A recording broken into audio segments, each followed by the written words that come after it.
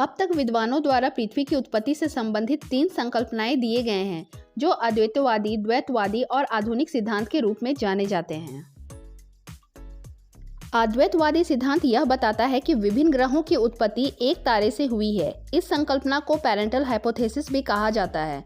इसके अंतर्गत आने वाली संकल्पनाएं हैं पुछल तारा परिकल्पना, जिसे फ्रांस के कासे डी बफल ने 1749 में दिया था। वायव्य राशि परिकल्पना, जिसे गैसीय पिंड परिकल्पना भी कहते हैं, इसे जर्मन के इमानुएल कांट ने 1755 में दिया था। निहारिका परिकल्पना, जिसे फ्रांस के लप्लास ने 1796 में दिया था तथा रॉस द्वारा इसे संशोधित किया गया था। उल्का पिंड परिकल्पना, जिसे लॉकियर द्वारा 1919 में दिया गया था। द्वैतवादी सिद्धांत में 2 तारों से ग्रहों की उत्पत्ति को स्वीकार किया गया है, इसलिए इस सिद्धांत को बायपैरेंटल हाइपोथेसिस कहा जाता है। इसके अंतर्गत आने वाली संकल्पनाएं हैं ग्रहाणु परिकल्पना, जिसे टी.सी. चैम्बरलिन ने 1905 में दिया था, ज्वारीय परिकल्पना, जिसे जेम्स जिन ने 1919 में दिया था तथा जैफरिन द्वारा 1929 में इसका संशोधन किया गया था।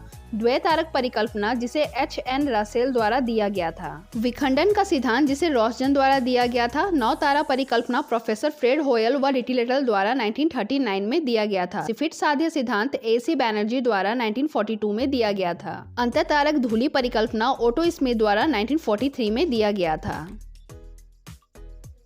तीसरा है आधुनिक सिद्धांत, जिसमें बिग बैंग सिद्धांत काफी लोकप्रिय है। इसे महाविस्फोटक सिद्धांत भी कहते हैं। बेल्जियम के वैज्ञानिक जॉर्ज लेमिएतर ने 1927 में बिग बैंग सिद्धांत का प्रतिपादन किया था। 1967 में रॉबर्ट वेगनर ने इस सिद्धांत की व्याख्या की थी तथा स्टीफन हॉकिंस ने इस सिद्धांत का समर्थन किया था। दूसरा आधुनिक सिद्धांत बिग बैंग सिद्धांत को ब्रह्मांड की उत्पत्ति की समस्या को सुलझाने में असमर्थ पाते हुए स्फीति सिद्धांत अमेरिकी वैज्ञानिक एलन गुथ द्वारा दिया गया था।